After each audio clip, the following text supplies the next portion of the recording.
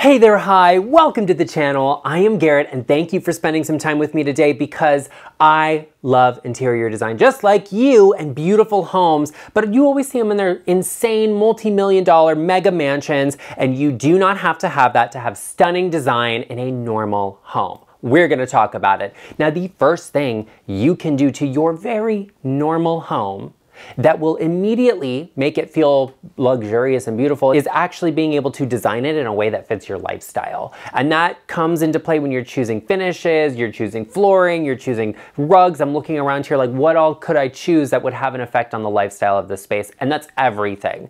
And what do I mean by that?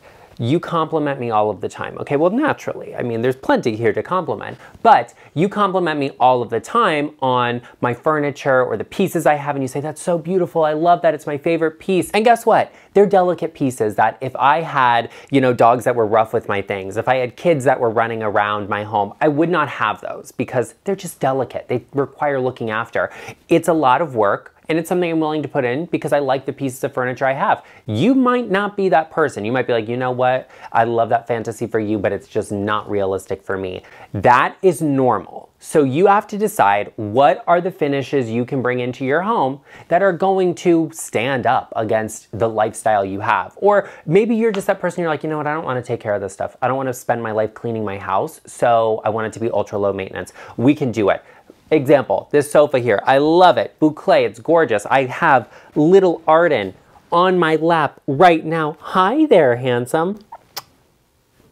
He doesn't like to give kisses, but he is very sweet. He can lay on my lap here on this sofa. He's just sleeping right now because we're not doing much in here. We're gonna be on the sofa for maybe like 45 minutes filming this video, and then we'll get up and go. We don't hang out here, so I can have a white boucle sofa, which is not the most durable thing in the world. That's okay though, because it's stunning.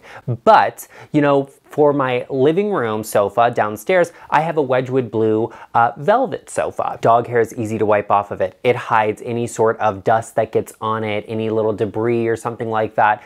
The velvet, the pile of it doesn't get scratched or damaged easily. That's a more low maintenance finish or material that works beautifully in an area of my home that gets a lot of usage. And you might be like, hey, I want a performance fabric. The same thing goes for like a finish of a table or something in your space. A marble top table, for example, not the number one thing to do if you're gonna set a lot of drinks down on it because marble gets etched really easily. You might look for something that is glass because glass is a little bit harder to damage than marble is. And I think that's interesting, but that's the case. So there are certain things you can do in your home that will fit your lifestyle that will make your home easy to take care of. Because the one thing that your home is always going to look beautiful if you do is clean it. If it's tidy, if it's put away, if you don't have clutter and junk everywhere, if it's not dust covering everything, it's gonna look beautiful. And I get that is not a small undertaking, but you know that I am at your service. If you need any help in making those design decisions in your space, you can always book a one-on-one call with me going to intro.co/GarrettLeChic, or you could check out the link in the description box down below, click that and book your consultation to get all of your design questions answered. Something that always comes into play when we are talking about interior design is the fact that it's expensive, okay? Just being alive today is expensive, but decorating your house costs a lot of money. And there are always going to be certain things you like or you see and you're like, wow, I love that, I want that in my home. I do it all the time. Google image search, like reverse image searching, is my best friend. I will see something online, whether it's on social media or an ad comes up or whatever, I'll screenshot it. And then I can take that image, upload it to Google Images, and then reverse search whatever that is. I can find out exactly what that piece is, I can find out the price of it, and I can look for alternatives if it's out of my budget. And I love that. But here's something I wanna do for you. I'm gonna put together a little mock-up here and you're gonna see.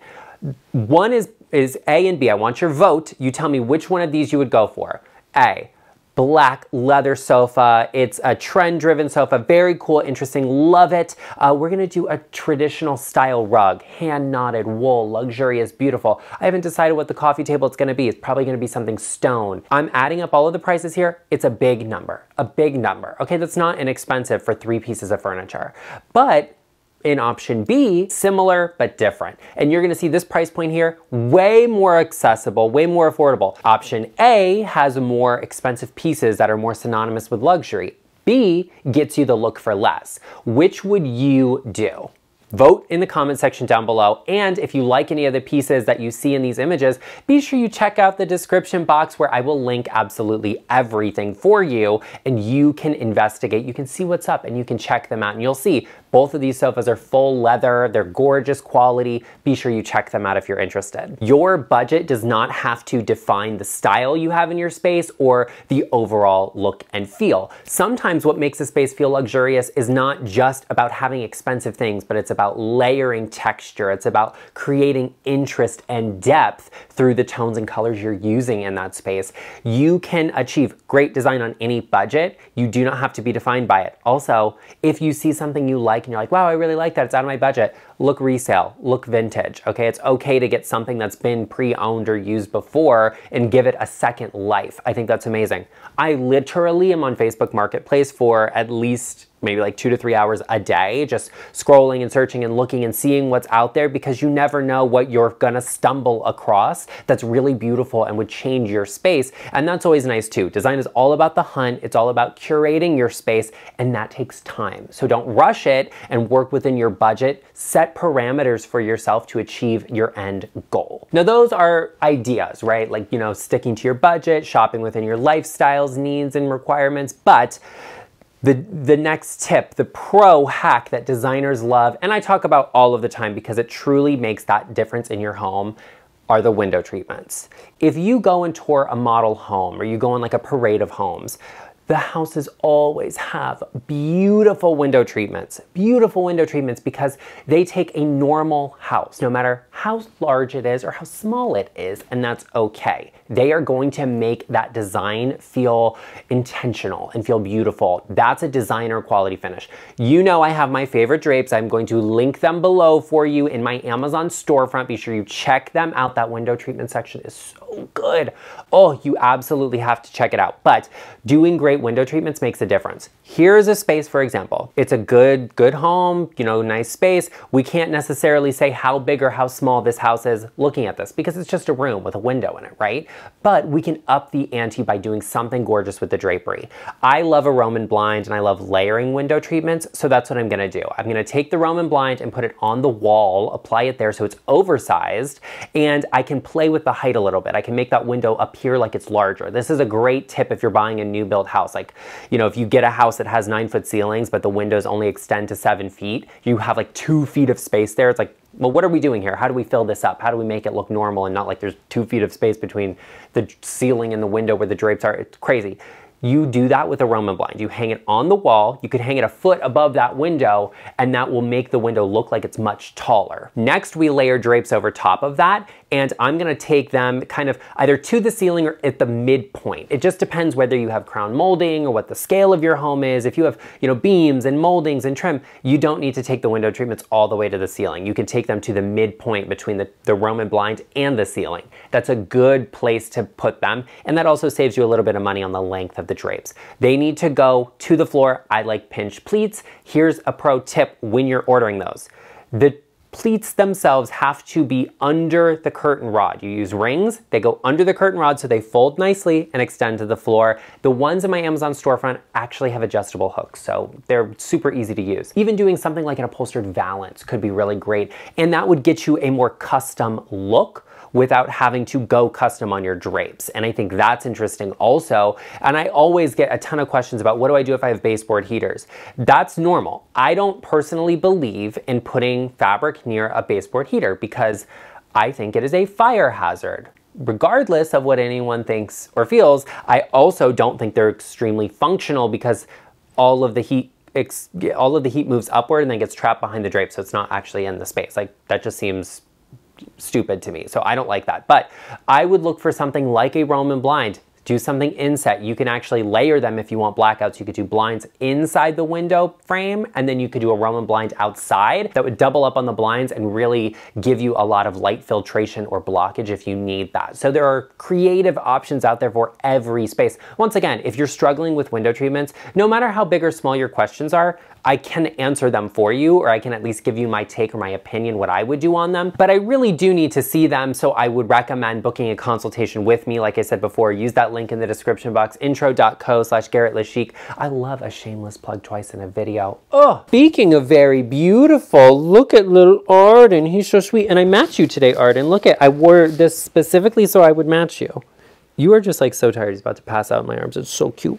They're so sweet. But you see, I have this camel here and I match his little eyebrows and his little jowls here. And then I have my black watch on that matches his little black fur. That's so cute. And my white shirt here. Oh, look, my little microphone matches you too. You're so cute. You're like, oh, slinking down. You're just so funny. He loves to lay here and sit while we're here, which is why he's with me in my lap and he's always in these videos every week, right, Arden? Oh yeah, and he's loving his brother Cornelius. Cornelius hates being on furniture. He just hates being on furniture, so he likes to just lounge and sit and lay in his area. Cornelius is 9 years old, but that did not stop him from trying to get my pizza the other night, okay? I posted that picture in the community post. Did you all see it? He loved it.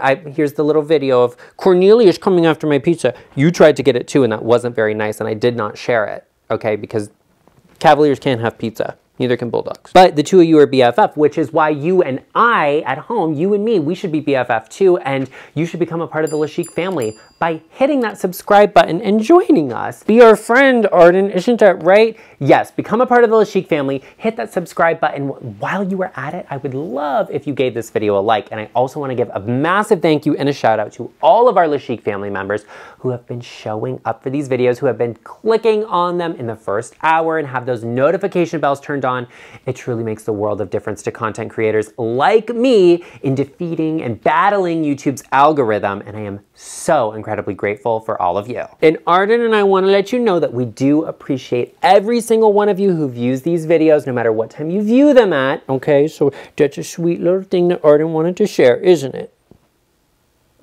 The looks this dog gives. Oh, I can never tell. Are you like happy and in love and you're like sitting here and you're like, oh, I'm going to sleep, or are you like pissed off that I'm holding you? What is it? No, you like to be here. I'm going to hold you like this for the next section. How does that sound? Oh yeah. Everybody likes to see Arden. You're cute. The next thing we have to talk about that is going to make your home look beautiful and stunning, and you know, it could elevate a normal home. Can you see him? That didn't last very long. Arden is sleeping. He's just resting here in my lap, so that's really cute. Anyway, the next thing that is going to make your very normal home look beautiful, okay, luxurious and designer, is the light fixtures in the space. Lighting is everything to me, and you know that. I'm not gonna rant and rave about it, but I will say the temperature for your light bulbs needs to be 2700. No argument, okay? We're not having a discussion about it. That is the gold standard, okay? No blue lights in your house. It's just weird. I will allow the temperature to be a little bit higher in the bathroom if you need it, but that's it, okay? Maybe in a kitchen also, but as long as there are dimmer switches involved somewhere, we can work with it. You can add personality and character and scale through great lighting. Take this space, for example. Okay, this image here. It's beautiful. I know you're loving this house, okay? You're probably gonna comment and be like, hey, Garrett, that house is so huge, it's massive. It's not a little house, okay? It's not, but the same principle applies no matter what size your home is, big or small, you can do something great. Back to the image. This house is beautiful. And you can see this is a dining room with 2 light fixtures. Now there's a couple of things I want to point out to you here, but first and foremost, the light fixtures. They are great. They are spectacular. I love the outdoor nature of them. They're kind of styled like a lantern fixture that you might see outdoors. I want to point out the most interesting thing to me is the use of lighting here with the 2 fixtures. I will bet you that the fixture on your left, my right, your left, because I'm looking at the back of the picture. So my right, your left is the original placement of the fixture. I think there was one there initially, and the clients probably said to the designer, hey, we want a bigger table. We need to fit more people here, but the table wouldn't fit centered under that light fixture. So they tapped into it and added a second one. They had an electrician do it, okay? I don't mess with electricity like that. It's an interesting thing you could do. It's a customization using lighting that enhances the usability and functionality of the space, enhances the scale of the space, and takes advantage of it. It's things like that that are so great you can do. There are so many great things you can do with lighting in your home. By customizing it, you're adding personality, and at the same time, you're doing something that is just interesting. It personalizes it. It makes it different from everyone else's home.